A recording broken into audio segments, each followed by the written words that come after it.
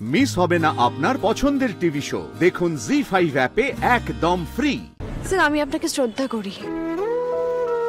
আপনি আমার কাছে দেবতা সমান। আপনি সেই রাতে শ্যামলীকে না বাঁচালে শ্যামলী কোথায় হারিয়ে যেত, কিন্তু ওই অবধি স্যার।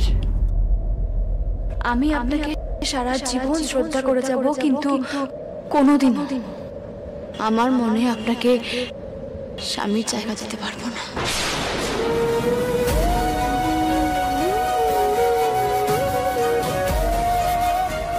স্যার, একদিন আপনি আমাকে বলেছিলেন না আমাদের সম্পর্কটাকে সরিয়ে রেখে সামনের দিকে এগিয়ে যেতে?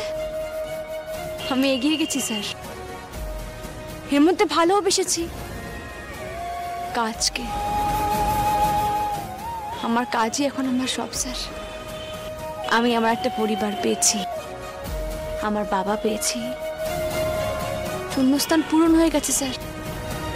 আর কোনো ফাঁকা জায়গায় নেই যেটা আমি আপনাকে দেব স্যার।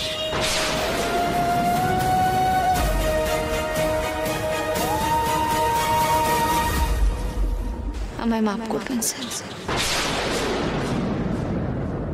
এইটুকু তো আমি বলতেই পারি, তাই না স্যার? আপনি যদি আমায় ছেড়ে চলে যেতে পারেন, আমিও এটা বলতে পারি। এবার দেখি আপনি কি বলেন। বলুন স্যার। শ্যামলী শুনবে বলে অপেক্ষা করে আছে।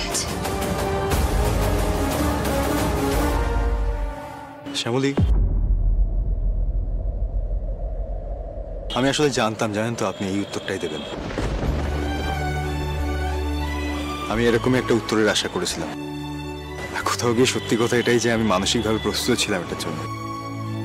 আমি জানতাম আপনি এরকমই কিছু একটা বলতে পারেন। আমি আপনার সিদ্ধান্তকে সম্মান জানাই। এত সহজে আপনি মেনে নিলেন স্যার? আসলে কি জানেন তো শ্যামলী, আমাদের দুজনেরই না প্রচন্ড ইগো।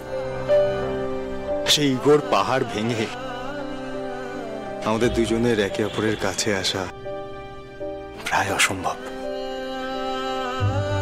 আর বাই চান্স যদি আমরা একসাথে থাকাও শুরু করি না, দুদিনের মধ্যেই আমাদের মধ্যে আবার অশান্তি হবে, আমরা আবার আলাদা হয়ে যাব। আসলে আমার কি মনে হয় জানেন তো, ম্যারেজ ব্যাপারটা আমাদের দুজনের জন্য নয়। এই দেখুন, আপনি যখন তিস্তা সেরেছিলেন আমার জীবনে, আমরা দুজন কত ভালো বন্ধু ছিলাম। একটা কম্পেনিয়নশিপ ছিল, কোনো কমপ্লিকেশন ছিল না। কিন্তু এই আপনি আমার বউ, আমি আপনার হাজবেন্ড, নো ওয়ে, ঠিক ওয়ার্ক করছে না। আই থিঙ্ক শ্যামলী, আমরা দুজনে বন্ধু হিসেবেই ভালো। আমরা বন্ধু হিসেবেই ভালো থাকবো। আমি সবসময় আপনাকে সাপোর্ট করব, আপনার পাশে থাকবো। আমার মনে হয় এটা আমাদের দুজনের জন্যই ভালো। এই দেখুন তো, আবারও একটা কত বড় ভুল করতে যাচ্ছিলাম, ইমোশনাল হয়ে পড়েছিলাম। তো থ্যাংক ইউ, সে আপনি আবার আমার চোখ খুলে দিলেন।